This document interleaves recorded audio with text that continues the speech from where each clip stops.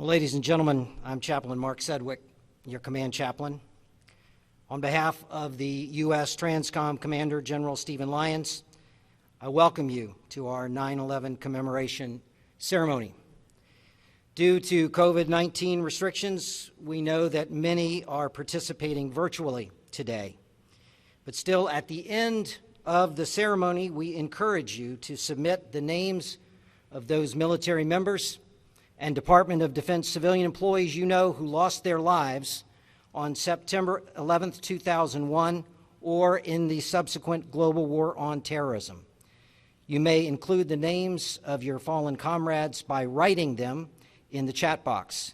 We will read each name aloud and then ring the bell to honor their sacrifice.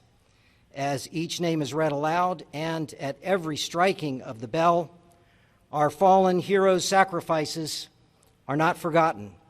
Indeed, our fallen heroes themselves are not forgotten. They live on in our memories and through their legacy of service to our nation. Before we continue on, I just want to do something that we neglect to do from time to time, and that is to thank those that made this ceremony today possible. First, I want to acknowledge the world-famous, world-renowned soloist Kathy Hahn. Also, this is a joint effort between SDDC and U.S. Transportation Command, so I want to publicly thank public affairs and protocol teams from both SDDC and U.S. Transcom, SDDC G6, our J6, also Sergeant First Class Grimes. He is the Religious Affairs NCO from SDDC who provided tremendous help. And finally, I want to just thank everybody who's been working so hard during these last 25, 26, 27 days, all of those people who are on the GOC floor, and that's every single directorate. I just thank God for you and all of the work that you've done completing this just extraordinary historic mission from Afghanistan. On September the 11th, 2001, 2,977 people from more than 90 countries perished at the World Trade Center, the Pentagon, and in Shanksville, Pennsylvania. Tragically, many hundreds more have died in the last 20 years, primarily first responders from their exposure to hazardous materials while digging through the rubble during search and rescue operations at the World Trade Center. During America's longest war in Afghanistan, 2,349 military members have died, as have hundreds of DoD civilian employees and contractors. During military operations in Iraq, 4,418 military members have given their last full measure of devotion to our country. All of this lost American treasure, the blood of patriots shed on faraway battlefields and at the World Trade Center, the Pentagon, and Shanksville, Pennsylvania, will be remembered and honored today. I will begin our ceremony this morning by reading a poem written by Irving Berlin, who famously wrote "God Bless America" while serving with the United States Army during World War I. In 1938, with the world on the brink of a Second World War in Europe, Irving Berlin wrote the following additional verse. While the storm clouds gather far across the sea, let us swear allegiance to a land that's free. Let us all be grateful for a land so fair as we raise our voices in a solemn prayer. And now I ask that you please join us in the singing of "God Bless America," which will be led by Ms. Kathy Hahn.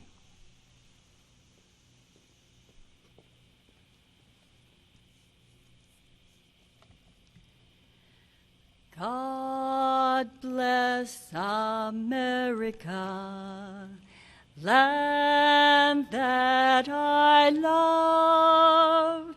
Stand beside her and guide her through the night with the light from above. from the mountains to the prairies, to the oceans, white with foam. God bless America, my home, sweet home. God bless America, my home, sweet home.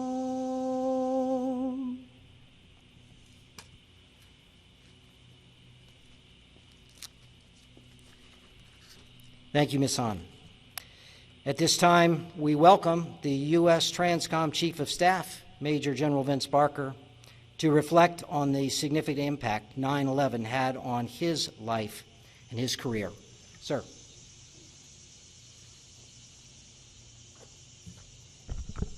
Hey, thank you, Chaplain, and good morning, everybody. Thanks for being here today as we commemorate the 20th anniversary of 9/11 attacks. Beautiful day today. Interesting that 20 years ago it was very much like it was today. Beautiful, sunny, cloudless days. You all remember that. So, Chaplain asked me just to say a few things about how those events shaped my life, my career.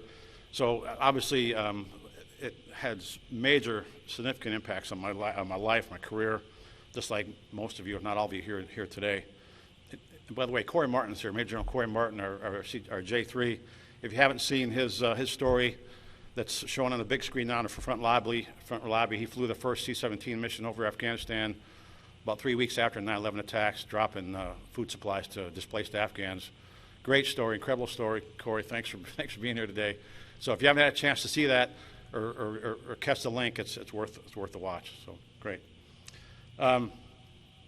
So 20 years ago this morning, I was actually home that day, and I was my 18-month-old son Seth was in his high chair, and I was feeding him breakfast, and I had the television on, watching one of the morning news programs, and they flashed a special report, of course, and the first plane had hit the first tower, and there was discussion, and right as I started watching it, I watched it live as the second plane hit the second tower. So just like all of you at the time, I'm okay. This is significant, right? So first thing I did, at the time I belonged to a quartermaster battalion in Wausau, Wisconsin. I called my battalion commander. Hey, sir, what's going to happen? He's like, just stand by. We'll see what happens. So obviously, as the time went on, ramped up. All of our Army Reserve units ramped up, and within 2 years.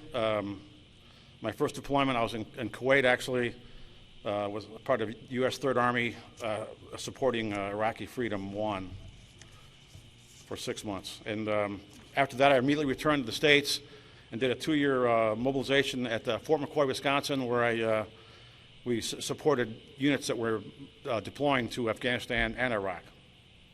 In 2009, I deployed a second time, this time to Afghanistan with the 82nd Airborne Division Headquarters at Bagram, Regional Command East, very highly contested area, very dangerous area. Significant deployment for me that made major impact on me personally in many ways. But one of the most things I'm proud of I did there was I served as a president of what they call the detainee review boards at the time. So if those of you that have been to Bagram or heard about it, they had the prison there, right, for Afghan prisoners. And so every so often they would hold these detainee review boards where they would bring detainees who were up for parole or possible release, and it was my job as president of the board to recommend to the CJTF commander, General Scaparrotti at the time, to determine whether that individual was we think he should be released or detained or released to Afghan authorities. So the first boards I held were in the old black, it was known as the infamous black prison at Bagram. When they shut that down, they built a new one across the other side of the base, the airfield, and I did several of them there. For me, it was one of the very rewarding experiences because it was, no matter how small, it was a direct impact on the war on terror, right? Because These were individuals, I was looking in the face of individuals that had personally had killed or maimed Americans. And so I took that job very seriously, and it meant a great deal. So, like I said, it had a profound effect on me, and it's something I'll never forget, and I'm very, very proud I participated in. So later, back in the States as brigade commander, as sustainment command, and then as a one-star sustainment command commander, we were providing, obviously, constant deployments for units or individuals to both theaters, Iraq, Kuwait, Afghanistan. So that obviously that was the norm, right, as you know, for the last 20 years. My last deployment, my third deployment, was this past year in Operation Inherent Resolve with the fight against ISIS in Iraq and Syria. Again, very rewarding, great teammates over there, and job well done. So finally, come here to USTRANSCOM, of course, as we close out, come full circle on our presence in Afghanistan. We close out there where the post-9/11 war on terror began, and we're currently completing, of course, the largest airlift of civilians, refugees in history, bringing home hundreds of American citizens and bringing thousands of our Afghan partners and their families to freedom. So over half of my 37 years in the military has been during a time of war as a result of the 9/11 attacks. So in closing, just to put the length, how long this has been going on, the length of the war on terror in perspective, and how it's affected my life and career. So remember I said a minute ago how on 9/11 I was feeding my 18-month-old son in his high chair. Well, that 18-month-old son is now a 21-year-old soldier in the Army Reserve who's probably going to be deploying next year. So to me, that always puts it in good perspective, right? And the profound impact on our family and myself. So again, thanks everybody for being here today. I really appreciate it. Thanks for taking the time to honoring what happened that day and all those lives we lost. And so may God continue to bless you, our military, our civilians, their families, and our nation. Thank you.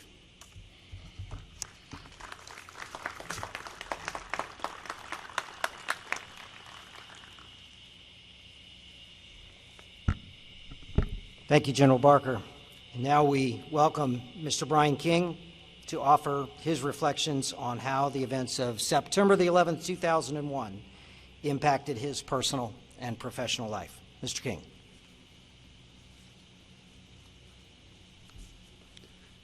Thank you, Chaplain Sedwick.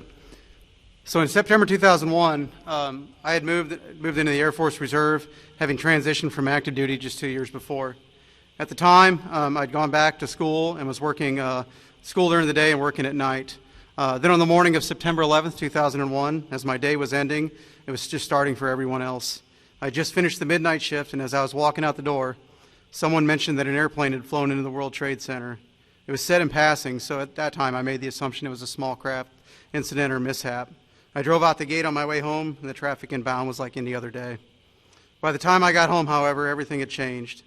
I watched the news in shock along with the rest of America as the events unfolded that fateful day.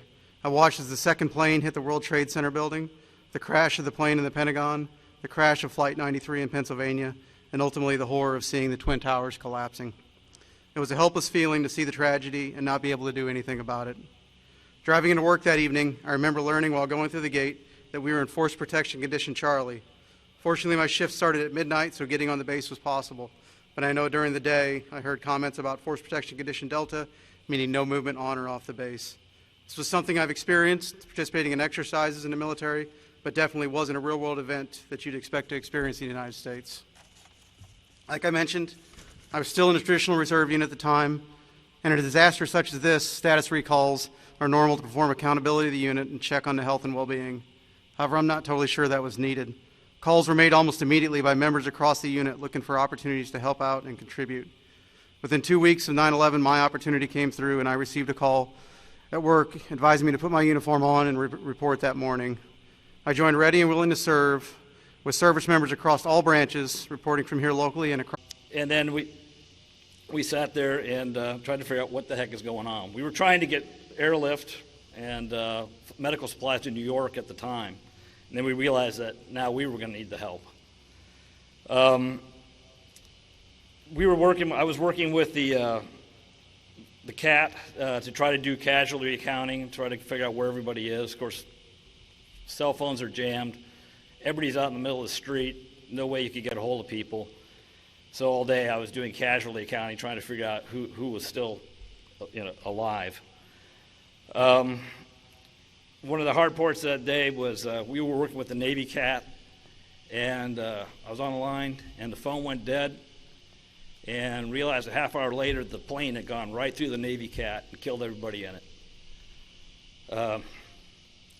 Also during that day, as we were doing the casualty accounting, one more important thing is after that happened, I had to make sure I called my wife to make sure that she didn't start worrying what the heck was with me. And unfortunately, I didn't get a hold of her until late in the afternoon, and so she was panicked all day long. But, that's things you do.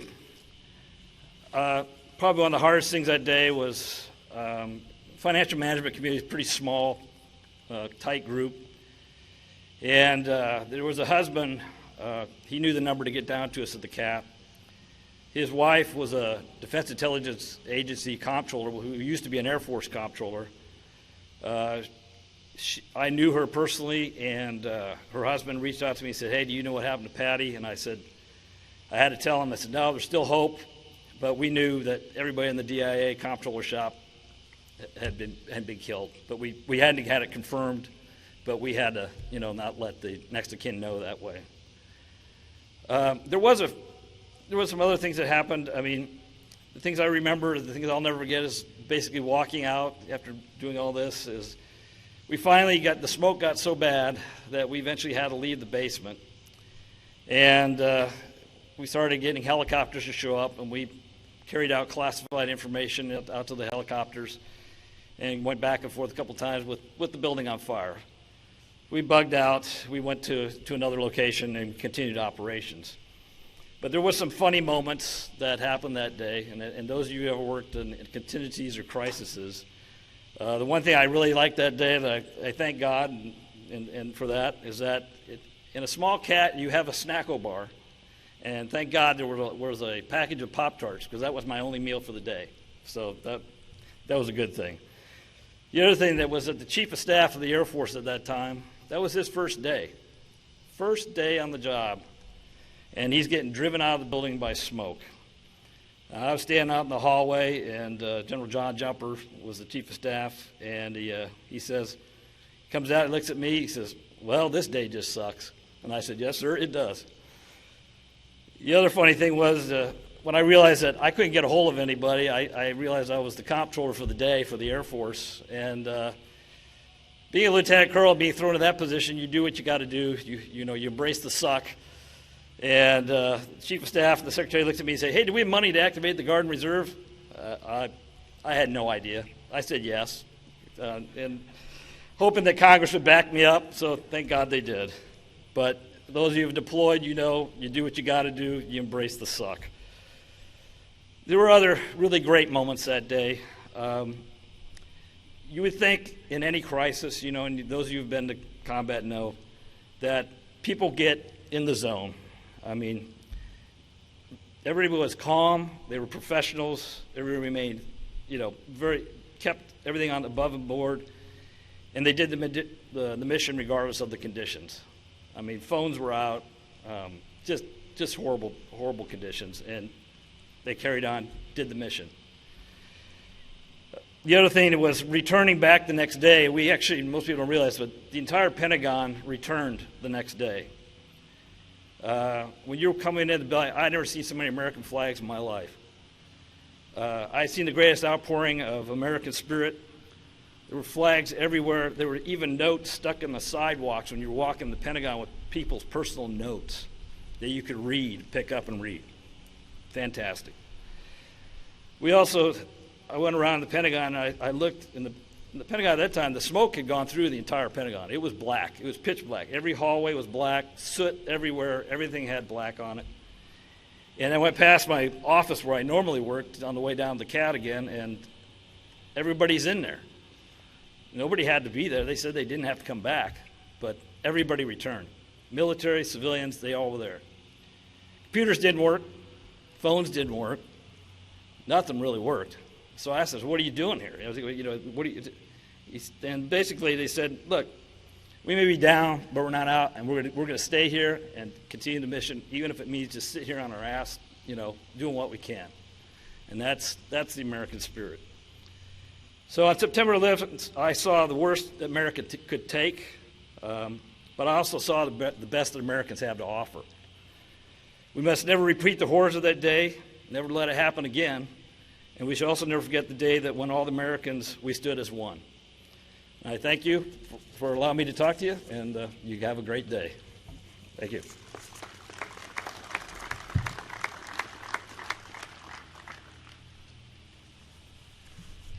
Thank you, Mr. Swanson. I'd like to ask if you'll raise your hand, how many people have been to Afghanistan, deployed to Afghanistan?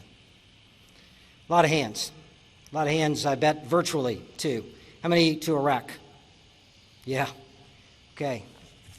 Thank you for doing that. I would raise my hand, too, but I'm doing some other things. In the last couple of weeks, those of us who have been to Afghanistan have watched these events, and they've been very, very troubling to see, very difficult to process.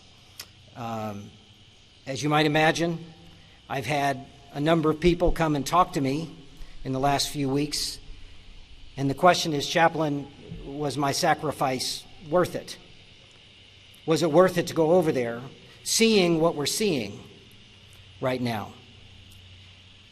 And I've been doing this calling for a number of years now, and I know that one thing I cannot do is tell people how to feel. You feel how you feel. And it's impacted me greatly. In my career as an Army chaplain, I've known nothing but war. 12 casualty notifications, half of them for Afghanistan KIAs.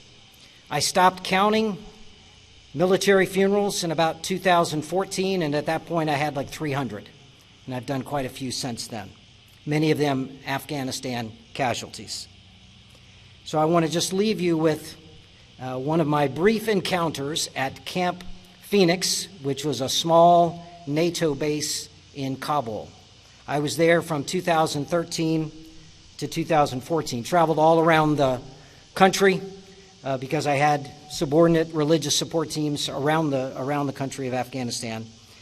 And you know that with all of the sacrifices you make when you're deployed, there is one perk, and that perk is free laundry. There's nothing like taking your dirty laundry and turning it in at this magical place, and then the next day you come back and it's a miracle. Not only is it cleaned, but it's pressed and it's in this pristine cellophane wrapping. So one day I was coming back to my space, this little mini trailer that I had at Camp Phoenix, and I decided that I was going to take a picture of this pristine laundry package and email it to my wife.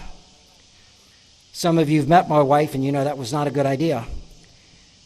And in the email I said, this is the standard. When I come home, this is what the laundry's going to look like. I don't even think I'd finished hitting send before she replied. And she said, buddy, if you think that's the standard, you better stay in Afghanistan. But when I went to pick up the laundry on this day, there was a clerk, an Afghan civilian employee, and he was writing on this piece of paper. He didn't see me right away. And what I noticed is that he was writing from the right to the left, which is typical of Semitic languages. I had to learn Hebrew when I was in the seminary, so that takes some getting used to, reading and writing from right to left. Finally, he saw me, and he said, oh, sir, I'm terribly sorry. I said, no, that's okay. What were you writing? He said, I was writing my name. I said, you were writing your name? He said, yes, sir. Thanks to you, thanks to all the military that have been in my country all of these years, as an adult, I learned how to read and write. That's not my legacy, that's your legacy. Think of all the little girls and women and young boys because of the blood that's been shed in that country. You better believe it's worth it. You better believe it's worth it. I can't tell you how to feel. I can just tell you that I'm extraordinarily proud and honored to be among your ranks. At this time, I would ask you to turn your attention to the bulletin, which hopefully everybody has, and join with me as we begin the reading portion of this ceremony. We remember today those soldiers, sailors, airmen, Marines, Coast Guardsmen, DoD civilians, and contractors who have given their last full measure of devotion during the global war on terror.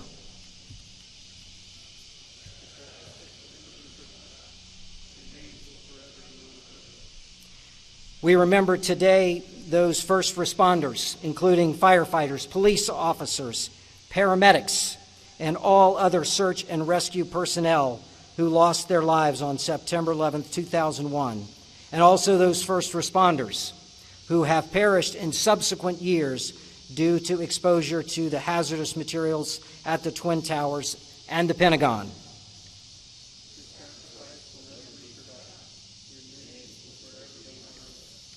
We remember today those brave passengers aboard United Airlines Flight 93 that crashed in Shanksville, Pennsylvania. These American citizens sacrificed their lives to thwart another terrorist attack from striking our nation's capital.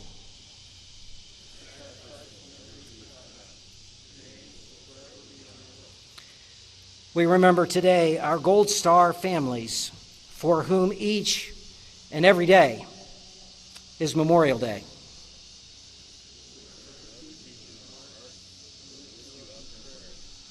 And we remember today the spouses, parents, children, and all other family members of those first responders who perished on September the 11th, 2001.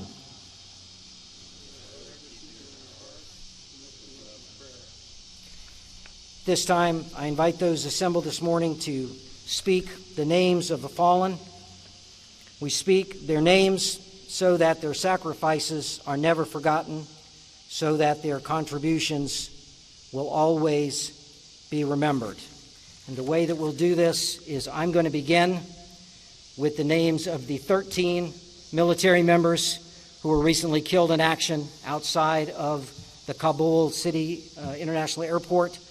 And then also we'll have people who can place the names of the fallen on the screen. And I invite all of you to say the names of those that you know that either died on 9/11/2001 or in the subsequent global war on terror. We begin with the reading of the 13 names. Sergeant Johanny Pichardo.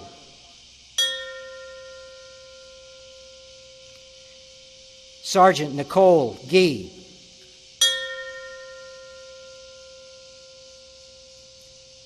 Staff Sergeant Darren Hoover. Corporal Hunter Lopez.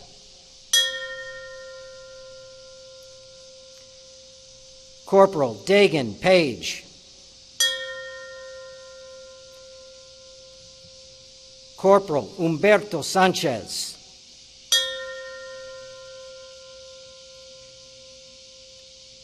Lance Corporal David Espinosa. Lance Corporal Jared Schmitz.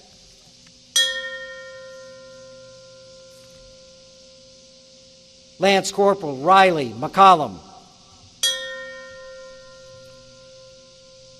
Lance Corporal Dylan Barola. Lance Corporal Kareem Nakui. Navy Hospital Corpsman 3rd Class Maxton Soviak.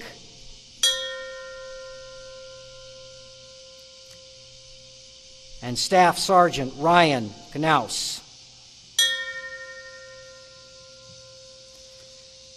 Lieutenant General Timothy L. Maud, the Army's Deputy Chief of Staff for Personnel. Zandra Cooper Ploger. Robert R. Ploger. Private First Class Sean Cardelli.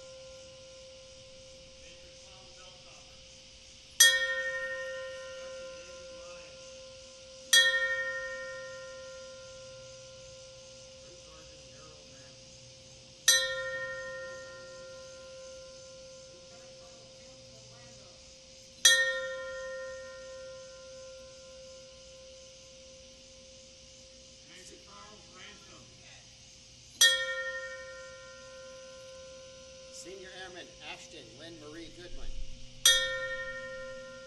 Lieutenant Colonel Frank Bruiser Bryant. Major David Klepto Brodeur. Major Jeffrey Oz Osborne. Major Philip Ambard. Major Raymond Estelle II. Captain Nathan Nylander. Technical Sergeant Tara Brown. Lieutenant Colonel Retired James McLaughlin.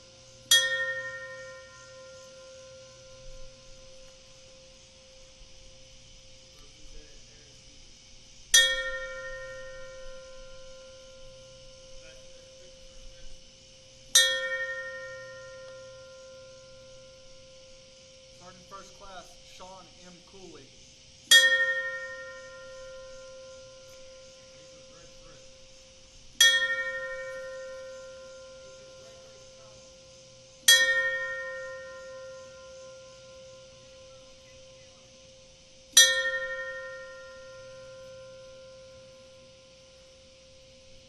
Colonel Dave Botcher.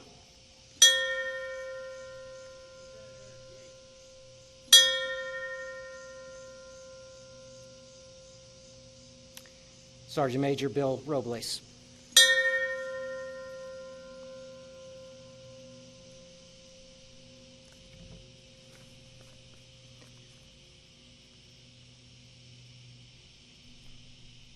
Now I invite you all to join us in singing Eternal Father Strong to Save. That is the Navy hymn, and it will once again be led by Ms. Kathy Hahn. You have in your bulletin the verses on the front and one verse on the back, as I recall.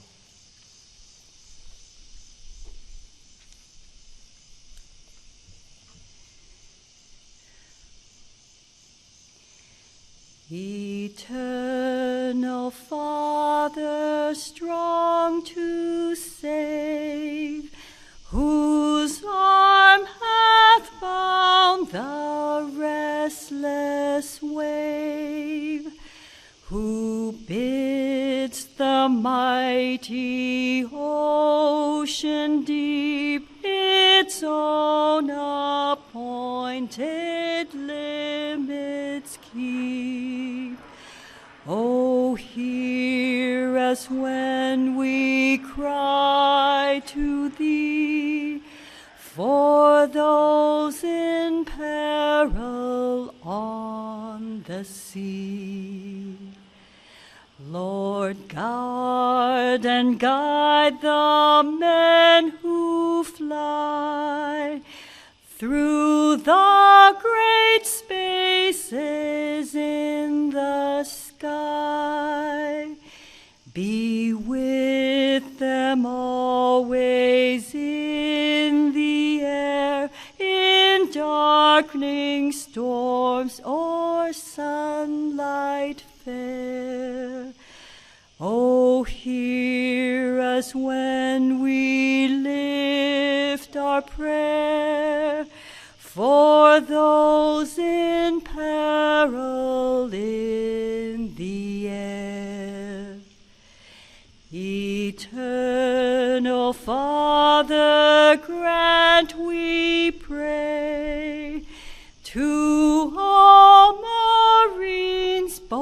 both night and day. The courage, honor, strength, and skill their land to serve thy law fulfill. Be thou the shield forevermore from every peril to the core. Eternal Father, Lord of hosts, watch o'er the men who guard our coasts. Protect them from the raging seas and give them light and life and peace. Grant them from thy great throne above the shield and shelter of thy love. God, who dost still the restless foam, protect the ones we love at home. Provide that they should always be, by thine own grace, both safe and free. O Father, hear us when we pray for those we love so far away.